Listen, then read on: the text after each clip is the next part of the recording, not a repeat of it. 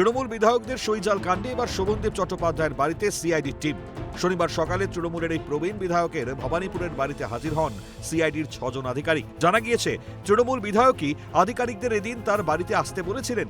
সেখানে তাকে প্রায় আধ ঘন্টা ধরে জিজ্ঞাসাবাদ করা হয়। আরও জানা যাচ্ছে, তদন্তকারী দল তৃণমূলের যে রেজলিউশনের কপি খুঁজছিলেন, সেই কপি আধিকারিকদের হাতে তুলে দিয়েছেন শোভনদেব চট্টোপাধ্যায়।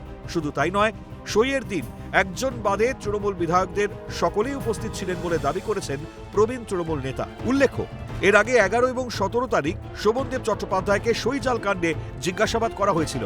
শনিবার নাম না করে ঋতব্রত বন্দ্যোপাধ্যায়কে নিশানা করেছেন শোভনদেব। তিনি বলেন, এই বিষয়ে আমি একটা শব্দও বলবো না, তবে 200% সহযোগিতা করেছি, আগামী দিনেও করব।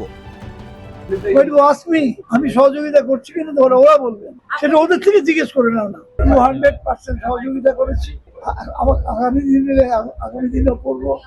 এর বেশি আমার কিছু বলার নেই।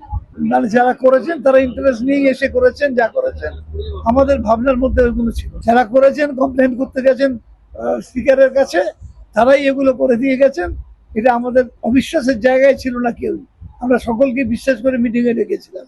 তারা কারা করে দিয়ে গেছে, যারা তাড়াতাড়ি শুনে গেছে সইটা করেই এখানে জাল সইটা করে দিয়েই চলে গেছেন সোজাসুজি স্পিকারের কাছে। ছিল তো উপস্থিত।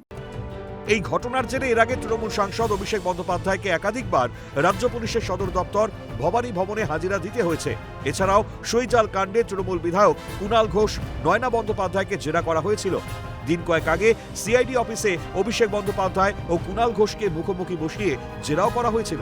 কেন্দ্রীয় শিক্ষা প্রতিমন্ত্রী সুকান্ত মজুমদার শোভনদেব চট্টোপাধ্যায়ের সইজাল কাণ্ডে জিজ্ঞাসাবাদ প্রসঙ্গে বলেন, সৎ সঙ্গে স্বর্গবাস, অসৎ সঙ্গে নরকবাস। তবে এখন তৃণমূল সঙ্গে হাজতবাস হয়। সৎসঙ্গে স্বর্গবাস, অসৎ সঙ্গে নরকবাস, এখন তৃণমূল সঙ্গে হাজতবাসও হয় আর কি। কটাক্ষ করে শিল্পমন্ত্রী তাপস রায় প্রশ্ন তোলেন, বিগত 15 বছরে প্রাক্তন মুখ্যমন্ত্রী সহ মন্ত্রী এবং আমলাদের সই জাল হয়নি তো?